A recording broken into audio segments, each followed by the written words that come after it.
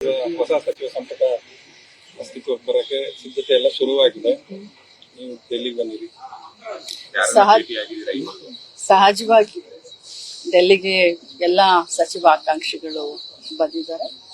3 ವರ್ಷ ಒಳ್ಳೆ ರೀತಿ ಡಿಪಾರ್ಟ್ಮೆಂಟ್ ನಲ್ಲಿ ಕೆಲಸ ಮಾಡಿದ್ದೀನಿ, ಗುರುತರವಾದಂತ ಬದಲಾವಣೆಯನ್ನು ತಂದಿದ್ದೀನಿ. ಸೊ ಇನ್ನೂ 2 ವರ್ಷ ಕೆಲಸ ಮಾಡ್ಲಿಕ್ಕೆ ಅವಕಾಶ ಕೊಡಿ ಅಂತ ನಾನು ಎಲ್ಲರನ್ನೂ ಕೇಳಿದ್ದೀನಿ.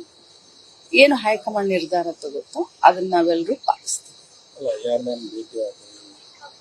ನಮ್ಮ ರಾಜ್ಯಕ್ಕೆ ಸಂಬಂಧಪಟ್ಟಂತ ಕಾಂಗ್ರೆಸ್ ಪಕ್ಷದ ಎಲ್ಲ ಮುಖಂಡರು ಭೇಟಿಯಾಗಿದೆ. ಯಾಕಂದ್ರೆ ಈ ಬಾರಿ ಎಲ್ಲ ಹೊಸ ಮುಖಗಳಿಗೆ ಅವಕಾಶ ಮಾಡಿಕೊಡ್ಬೇಕನ್ನೋ ಒತ್ತಾಯ ಜಾಸ್ತಿ ಇದೆ. ಮತ್ತೆ ಯಂಗ್ ಕ್ಯಾಬಿನೆಟ್ ಇರಬೇಕು ಅನ್ನೋಂತ ಕೇಳಿ ಬರ್ತಾ ಇದೆ. ಹಳಬ್ರಿಗೆ ಕೈ ಬಿಡಬೇಕು. ಮೊದಲನೇ ಬಾರಿ ಮಂತ್ರಿ ಆಗಿದ್ದೀನಿ, 3 ವರ್ಷ ಕೆಲಸ ಮಾಡಿದ್ದೀನಿ. ಸೊ ಪಕ್ಷದ ಡಿಸ್ಟ್ರಿಕ್ಟ್ ಅಧ್ಯಕ್ಷ, ಜಿಲ್ಲಾ ಅಧ್ಯಕ್ಷ ಆಗಿ ಕೆಲಸ ಮಾಡಿದ್ದೀನಿ, ರಾಜ್ಯದ ಮಹಿಳಾ ಕಾಂಗ್ರೆಸ್ ಅಧ್ಯಕ್ಷ ಆಗಿ ಕೆಲಸ ಮಾಡಿದ್ದೀನಿ. ನಾವೇನೇನು ಮಾಡಿದೀವಿ ಅಂತ ನಾವು ಇಡ್ತೀವಿ, ಅವರ ಎದುರುಗಡೆ ನಮ್ಮ ಪ್ರಸ್ತಾವನೆಗಳನ್ನ ಇಡ್ತೀವಿ.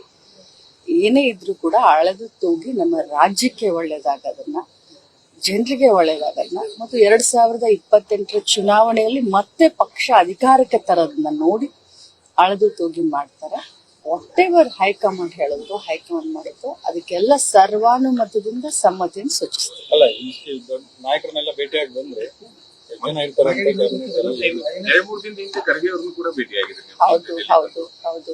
ನೋಡಿ, ನಾನು ನನ್ನ ಒಂದು ಬೇಡಿಕೆ ಏನು ಅಂತಂದ್ರೆ, ಮಹಿಳೆಯರಿಗೆ ಹೆಚ್ಚಿನ ಪ್ರಾತಿನಿಧ್ಯವನ್ನ ಕೊಡಿ ಅಂತ ಬೇಡಿಕೆ.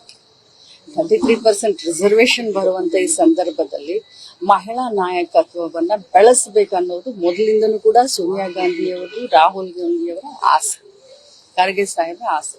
ಸೊ ಅದ್ರ ಪ್ರಕಾರ ಮಹಿಳೆಯರಿಗೆ ಜಾಸ್ತಿ ಪ್ರಾತಿನಿಧ್ಯ ಕೊಡಿ ಅಂತ ನಂದು ಹೇಳೋದ್ರ ಜೊತೆಯಲ್ಲಿ ಮಹಿಳೆಯರಿಗೆ ಇನ್ನು ಸ್ವಲ್ಪ ಜಾಸ್ತಿ ಪ್ರಾತಿನಿಧ್ಯ ಕೊಡಿ ಅಂತ ಕೇಳ್ತಾ ಇದ್ದೀನಿ. ಖಂಡಿತವಾಗ್ಲೂ ಸಿಕ್ಕಿದೆ.